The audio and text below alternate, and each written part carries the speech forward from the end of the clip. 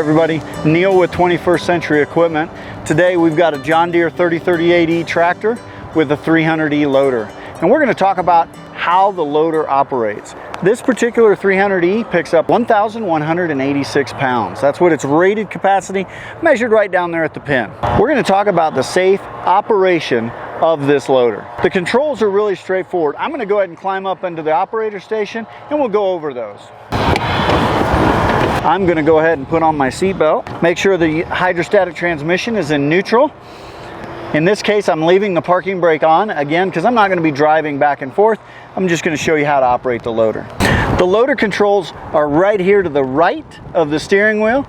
And I'll review before I start the tractor. I pull back on this lever, that's going to raise the arms up. Push forward on the lever, that's going to lower the arms down. And then the bucket is controlled by the side-to-side motion. If I push out on this lever, that's going to dump the bucket. If I bring this lever in towards me, that's going to curl the bucket back up. As I mentioned, this pushes the loader down. I can go into this detent, and that will let the loader arms float across the terrain. That's great for back dragging. Let's go ahead and start the tractor up. Again, I'm going to pull back on the lever in order to raise the loader up in the air. Simple motion. Of course, the engine's idling right now. I'll run this all the way up to the top, and that's as high as that loader will lift. Then I push the bucket sideways, or I push the lever sideways to tilt the bucket, and that's how I dump it. I pull the lever towards me, and that's going to go ahead and curl the bucket back.